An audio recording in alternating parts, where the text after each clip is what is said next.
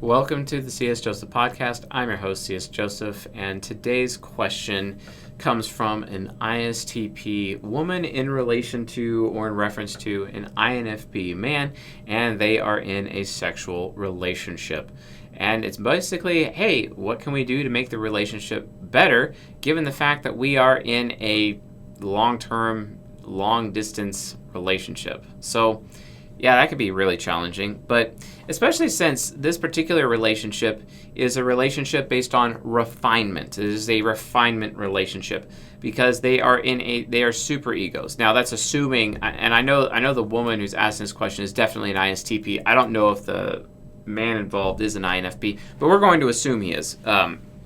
Assuming he really is an INFP, because I haven't met the guy, but assuming that he is an INFP, it's a little bit difficult because they're in a superego relationship. They're having a sexual relationship in a superego situation, which means it is a relationship based on refinement, which means both of these two types are consistently going out of their way to improve each other on a regular basis. And the first thing right out the gate, when you're in a refinement relationship, the very first thing that you need to do is actually admit that you yourself need improvement. Yeah, I know that sucks, don't it? Most people don't even have the self-awareness to do something like that. Most people don't even have the capability to do something like that. But that's why it's really, really important that when you're dealing with your superego, you go out of your way to take responsibility, personal responsibility for your actions. Kind of like overdo it even. Take responsibility. It's not about saying sorry. It's not about saying, yeah, my bad. It's more about you just admitting, yeah, I have a problem. And then listening to the other person's advice on how you can fix that problem. And then actually go out of your way to do that. That's very important. It's also super important, like same thing in the kindred relationship, which if they're in a kindred relationship, this would be ISTP with an INTP or an INFP with an ISFP. That's a kindred relationship. You kind of still have to do the same thing, but the difference is that it's especially important in a refinement relationship because it is the purpose of the refinement relationship to make each other better people. And oftentimes, the problem with the refinement relationship is that they just look at each other and see the other person as very childish. The thing is, though, is that usually people in a refinement relationship, they're the people who really lack joy in their life, or at least had a really tough childhood, and they never got the opportunity for their child function to either have all the freedom that it wanted or do the things that it wanted to do as little kids. And that's how people get into refinement relationships because they're trying to re-explore each other's childhoods with the other person. They're trying to recreate a childhood experience, basically, within the context of their sexual relationship, but also recreate the aspects of childhood, such as having a parent to parent their own child function. And that's why both these types end up refining each other because they're looking at each other and it's like, okay, hey, there's a problem there. Okay, hey, you're being really childish right now. The thing is that while some people in a superego relationship, aka a refinement relationship, end up like having problems with each other because it's like, oh, you treat me like I'm a child. You know, it's like the thing is that they secretly kind of want that too.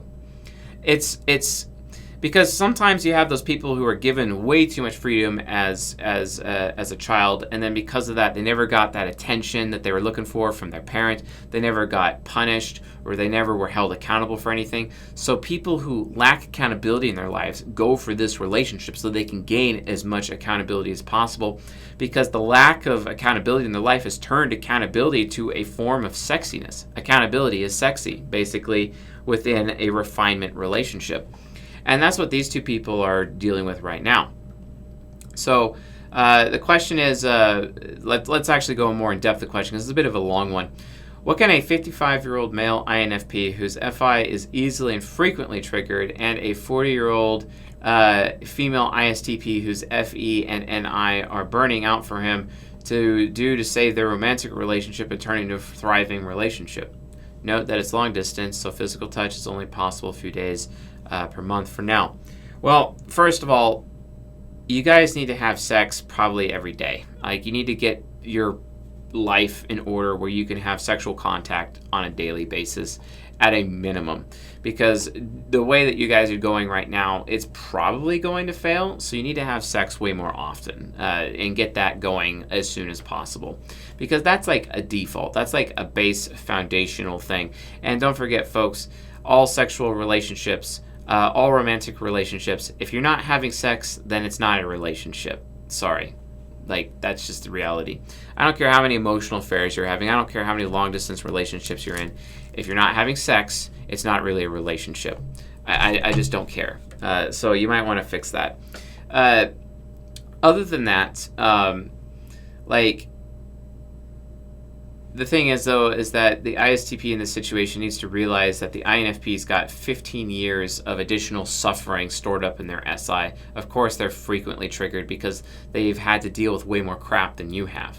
And you need to stop projecting your SI critic onto him. Oh, it's not that bad. Actually, it really is that bad to an INFP. And you need to go out of your way to respect that. And yeah, you can try to improve and try to teach this man, like, okay, how he can deal with some of those things. Or maybe he just kind of wants to be left alone and have his own space. You need to be respectful of that space.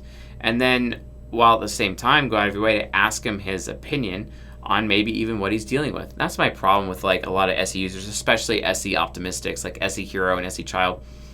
When it comes to dealing with NPs in your life, you folks just, like, you think you're going out of your way, you think you're doing a good job performing, you think you're, like, really aware of what's actually going on with your NP, but you're really actually not. And it's really the SE parents and the SE inferiors that really actually understand what's going on with NPs. The rest of you don't.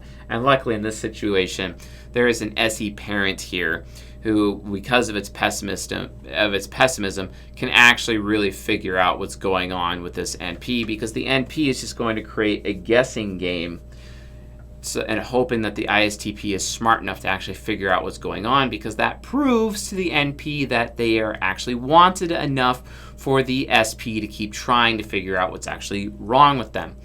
But if the ISTP in this particular situation has underdeveloped SE parent and is not actually aware or not really observing the INFP well enough, that could be a problem. And given that it's long distance and they're not able to have sex on a regular basis, that's also really bad, because again, the SE parent needs to be in the physical presence of the INFP to observe the INFP on a regular basis in order to properly diagnose what's going on with the INFP to keep the INFP feeling wanted and desired, right? Again, you guys need to get to a point where you're just around each other every day and figure that out soon. Very, very soon. Not only that, it's probably very overwhelming for this INFP, given that the ISTP in question has an ESTP son, and he's basically having to deal with two STPs at the same time. Wow. You know, so that could also potentially be an issue in this particular instance. So, like, really, it just comes down to the ISTP's ability to actually figure out what's actually going on, because why should the INFP have to reveal everything that's going on with them all the time? Yes, the ISTP can ask questions, but really what the TE inferior and the NE parent expect from the ISTP is like, hey, you know, you should want me enough to actually bother trying to figure out what's wrong with me, instead of requiring me to spell it out for you. Every NP does this. It's extremely frustrating to SE users when it happens, because they just really want people to just say, hey, what's actually going on with me?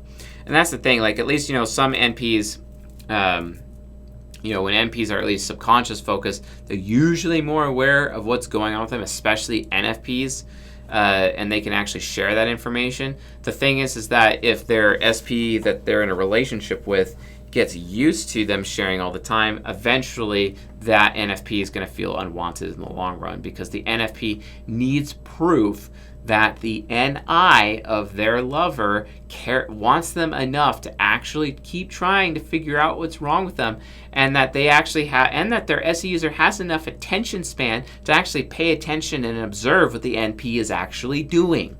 But again, you guys are long distance and not around each other, so guess what? The ISTP in this particular situation, she is being set up for failure because she's not around him enough to actually observe him and get all of that data necessary in her investigation as to what's actually triggering him or bothering him. Because you can't expect an INFP to ever share that with you, ever. Eventually they do, when they're more comfortable with you, but in the beginning of a relationship like this, that comfort's not really going to be there. It has to be built, but it can't be built if you're not spending enough time around him, okay? And that's the issue. So literally, you both need to focus on quality time. If you get that quality time in, all of these problems will eventually go away. Okay? It's that simple. That is the answer to this particular question. So, anyway, folks, thanks for watching. Hopefully it answered the question and everyone's happy with this result. I'm C.S. Joseph, signing off. See you guys tonight.